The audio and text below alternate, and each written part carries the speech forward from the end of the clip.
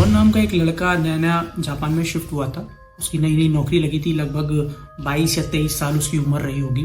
और अपने घर से जॉब पर जाने के लिए और वहाँ से वापस आने के लिए वो लोकल कन्वेंस का ट्रेन का यूज़ करता था। जिस स्टेशन पे वो आया और जाया करता था, तो थोड़ी ही दूर पे वहाँ से एक झोपड़ीनुमा स्ट्रक्चर था।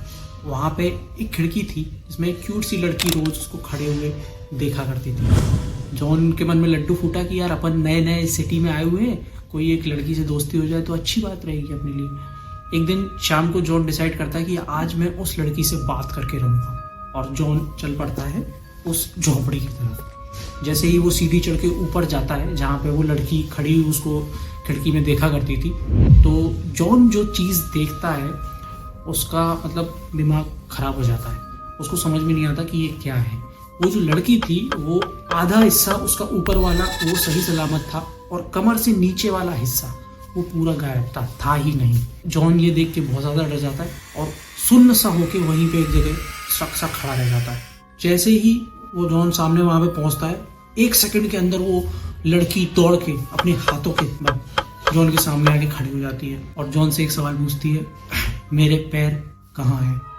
अब जॉन को क्या मालूम कि उसके पैर कहाँ पे हैं। जॉन पहली बार देखा और आधी लड़की देख के जॉन तो वैसे ही सुन्न था। जॉन कुछ समझ पाता इससे पहले ही उसका शरीर जो है वो 2 पार्ट में काट दिया गया था। जॉन की लाश जापान की एक सड़क पे पड़ी हुई थी, जहाँ पे उसका आधा धड़ एक तरफ और पैरों वाला हिस्सा एक तरफ पड़ा हुआ था। ये जो लड़की थी ये जापान की एक बहुत ही खतरनाक अर्बन लेजेंड है जिसका नाम है टेके टेके। ऐसा कहा जाता है कि जापान में 90s के दशक में इसने बहुत ज़्यादा आतंक मचाया हुआ था। लोगों ने शाम के समय में स्टेशनों पे जाना बंद कर दिया था क्योंकि वहाँ पे इसको अक्सर देखा जाता था, और कई सारी ऐसी लाशें सुनसान सड़कों पे, जंगलों पे वहाँ पे पड़ी हुई मिली, जिनका आधा हिस्सा एक तरफ और आधा हिस्सा दूसरी तरफ, मतलब 2 पार्टों में कटी हुई लाशें कई सारी जापान में मिली। और ऐसा माना जाता है कि उनको मारा था टेके टेके ने। ये एक 16 साल की छोटी सी लड़की थी जिसके बारे में कहा जाता है कि ये स्कूल में पढ़ती थी। इसका असली नाम जो था वो काशिमा था, और बहुत ज़्यादा शाय टाइप की ये लड़की थी। ज़्यादा कुछ बात नहीं करती थी किसी से भी, अपने में ही गुमसुम सी चुपचाप सी रहा करती थी। तो क्या होता है कि जो शाय टाइप के बच्चे होते हैं ना, स्कूल्स में अक्सर उनको बुली बहुत ज़्यादा किया जाता है। इसको भी स्कूल के जो इसके साथ में दोस्त रहा करते थे, पढ़ने वाले जो और भी बच्चे थे, वो बहुत ज़्यादा बुली किया करते थे, परेशान किया करते थे। छोटे छोटे प्रैंक्स इसके साथ में किया करते थे। कभी इसके ऊपर पानी डाल दिया, कभी इसका लंच छुड़ा लिया। पर ये क्या थी कि पलट के जवाब नहीं देती थी, क्योंकि एकदम बिल्कुल इंट्रोवर्ट टाइप की थी, बिल्कुल शांत रहती थी, कुछ भी नहीं। धीरे धीरे और ज़्यादा बच्चे इसको परेशान करने लगे। एक दिन जो है स्टेशन के पास में ही, कहीं ट्रिप वगैरह के लिए इनका जाने का कुछ प्लान था, तो स्टेशन के पास में ये बच्चों को खड़ी दिख गई और बच्चों ने मजाक में इसको धक्का दे दिया। अब धक्का दे दिया तो क्या था कि पटरी पे जो है ये जाके गिर गई। अब इसको क्या है, चोट लग गई, खून इसके पैर से निकलने लगा। बच्चे देख के डर गए कि यार हमारा नाम आ जाएगा। बच्चे तुरंत सारे वहां से भाग गए। बच्चे भाग गए, पर उन्होंने ये नहीं देखा कि इसका पैर जो है चोट लगने के साथ साथ में फंस भी गया है, कहाँ पटरी पे फंस गया है, तो ये उठ नहीं पा रही है। और स्टेशन पे कोई भी नहीं था। ट्रेन एक तेजी से दूसरी तरफ से आई और उसने जो है काशिमा को 2 हिस्सों में काट दिया।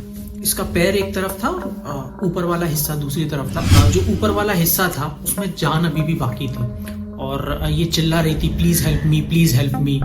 लेकिन कोई भी वहाँ पे था ही नहीं, तो कौन इसकी हेल्प करता। बहुत ज्यादा खून इसको बहने लगा और वहीं पे इसकी डेथ हो गई। तो अब उसी लड़की की आत्मा जापान में घूमती है। जो भी उसको दिखता है उस पर छुप के बाहर करती है। कैसे छुपती है? ऐसी जगह पे छुपती है कि जहाँ पे इसका नीचे वाला हिस्सा जो कि है ही नहीं वो दिखाई ना दे, और ऊपर वाला जो है जैसे फेस वाला हिस्सा है, फेस से बड़ी क्यूट लगती है, 16 साल की बच्ची है। तो जैसे ही वो उनके पास में आते हैं तो उससे एक सवाल पूछती है, क्या मेरे पैर कहाँ पे है? लोग जवाब उसका दे नहीं पाते, क्योंकि लोगों को क्या मालूम कि कहाँ पे उसके पैर हैं। और 1 सेकंड के अंदर वो लोगों को 2 पार्ट में काट देती है और लोगों की वहीं पे डेथ हो जाती है।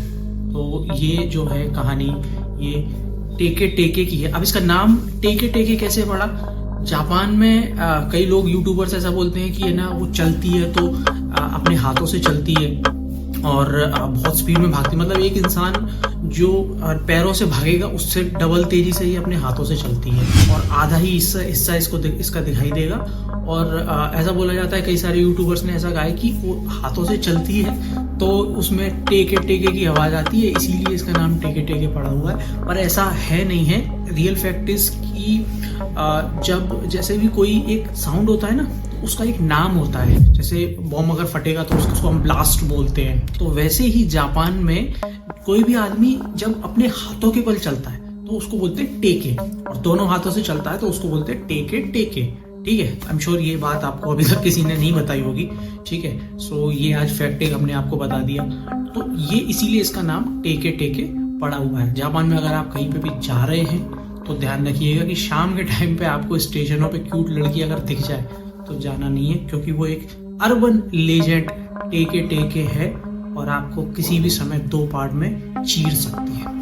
वीडियो अगर पसंद आया तो लाइक शेयर सब्सक्राइब करना ना भूलें। और हमारे सब्सक्राइबरों के लिए हम एक और चीज़ बताना चाहेंगे कि अगर आपके पास में भी कोई ऐसी स्टोरी है, कोई ऐसी कहानी है जो कि हॉरर से रिलेटेड है, आपको कोई एक्सपीरियंस है, तो हमारी जो स्क्रीन पे आपको एक इंस्टाग्राम आईडी दिख रहा होगा, वहाँ पे आप हमसे कांटेक्ट कर सकते हैं, अपनी स्टोरी हमारे साथ में शेयर कर सकते हैं। हम कोशिश करेंगे कि अच्छे से अच्छे तरीके से यहाँ पे लोगों के साथ में उसको बता पाएँ, शेयर कर पाएँ। ठीक है, वीडियो अगर पसंद आए तो लाइक शेयर सब्सक्राइब करना ना भूलें। मिलते हैं अगले वीडियो में।